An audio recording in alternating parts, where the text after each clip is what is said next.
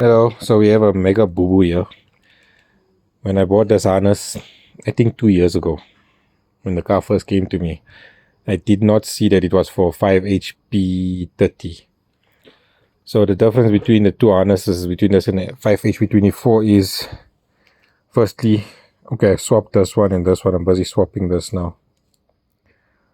The power wires are on the wrong side, firstly, and then yeah, these also for the temp furnace, the output speed sensor, and what's the other one? I can't remember. Whatever. Yeah, those are swapped also, but that's easy. This I can swap on the ECU side in the car. I can swap it there from those points. But what else we have? We had a problem. Okay, yeah, like some of them were these dual purples, like they don't ring out together because there's two separate pins there. So I still need to figure that out. We've been breaking our heads now, busy on the laptop trying to sort out all this, finding some diagrams, and yeah. We managed to figure out most of it, and how we picked this up was when we first started the car, cranked the car and started it. The dashboard showed transmission failure, whatever, fail safe error, and then when we scanned the car with Easter and checking the code, it led to us saying like it's a wiring issue with the error code. So then we started testing up front. Is it people? Started testing up front. From the ECU side, we pulled the plug, and we were just trying to see the resistances on the solenoids to see if they were right.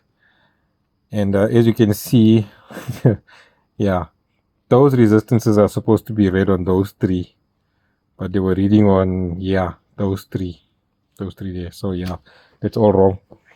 So now, yeah, busy deepening, and then we'll sort the rest of the wiring out, and then we have to sort out that gazillion small wires in there. Let me just show you here.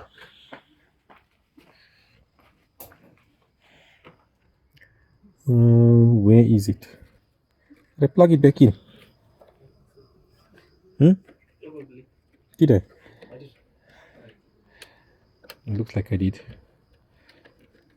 Okay, yeah, this plug here. So we're gonna have to deepen and move some wires around. Some are swapped and yeah, upside down, so we'll sort all that out. But yeah, she's running. You'll see in another video. That's just a quick update. So this is some work I haven't documented. My iron tablet. There's some work I haven't documented covering the roof lining. It's a very tedious job because the material I chose does not stretch. I've mentioned it before. So I've managed to cover half of it, and then this half just absolutely got messed up. And you see here the roof lining got damaged when we tried to peel it off again. So I'm going to fix all this up. Sorry. And then I'm busy cleaning off the glue. This is some really nasty glue, spray glue.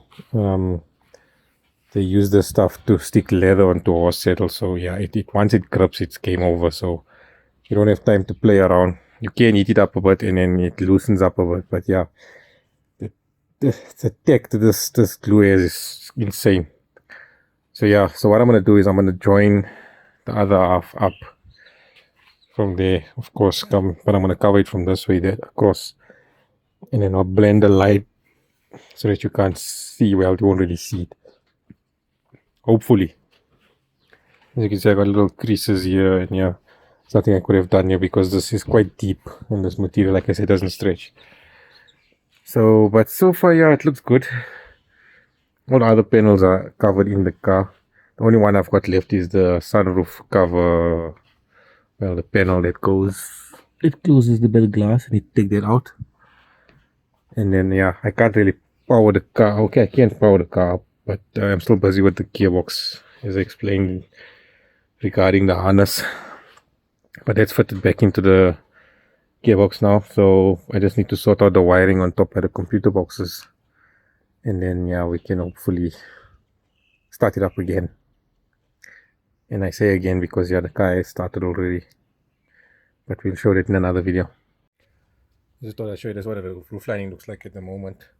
So as you can see, I had to cut there and then join a new piece inside so it could fit. And then also it's been cut there, but as you can see, like I've closed it up. What I do is I've got this rubber trim, and then I remove the suede from the backing and then stick it on here, and that's how we get this one seems to be cleaned up. So that's how it will look on that side as well. And you can see with the handle also. I'm doing the same thing with that rubber strip here. Probably maybe just leave it as rubber so it's got some grip, so when you want to of course pull this up. And then yeah, you can see it's not, there's fine creases here, there's nothing I could do about it. And then here we've got a nasty one, but you won't see so much of this here. And then of course one there. The rest I'll just try and heat it up slowly and just press it out. This is also quite bad, but this is right against the windscreen, so you won't see this. But yeah, that's what it looks like. I've removed this is the cover for the glass sunroof on the inside. So I didn't actually video how I took it out, but when I put it back in, I'll make a video of it so you can see how it's done. It's quite simple. It's just 4 screws that hold it there. And of course the same thing with the sunroof, there's like 6 screws. But I mean the glass part, I'll show how it's done. But for now, the reason this is out because this has to be covered the same as the roof lining. That also has to be painted the grey color to match all the other plastics. So this is just going to be, well, as you can see, it just peels off as the glue is finished with this world. And now to get this off again. So yeah, I'm just going to use my little plastic blade, the one that shot in the last video when I done the roof lining. Just scrape this off and then just use I don't know, see maybe acetone or something just to clean the excess residue off. But before I do that, I'm just gonna mask the sides off here. I want glue going there. And then yeah, we need to clean on top here the sunroof. Let's just go that side.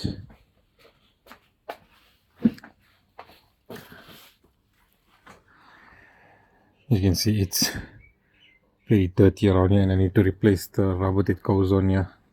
Just to clean this old pieces off first, and then we'll replace all that, clean it up, and then lubricate all this up.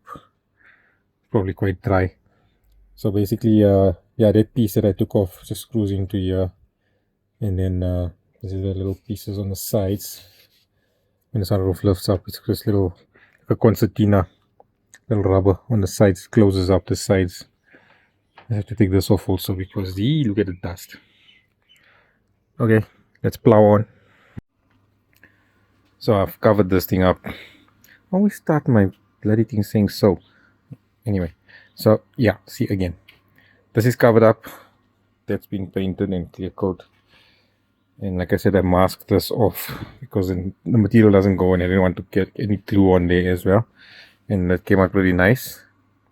And then this panel was quite dirty and had some overspray on it, so I had to clean that up.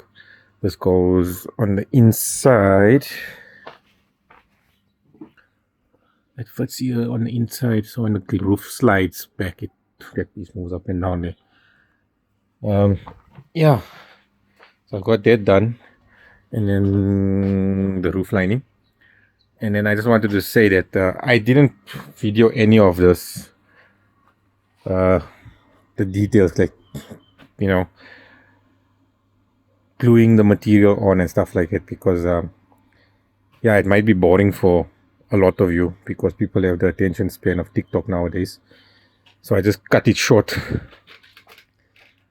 not show all those details. And then yeah, next up we're gonna fit this back into the car roof lining, and this after I cleaned up that mess on top of there. And then yeah, hopefully we should have another video showing the whole shebang with the seats. Well, not the whole thing. I'm probably not going to show the whole thing because people will fall asleep 5 minutes in. Yeah, okay. Bye.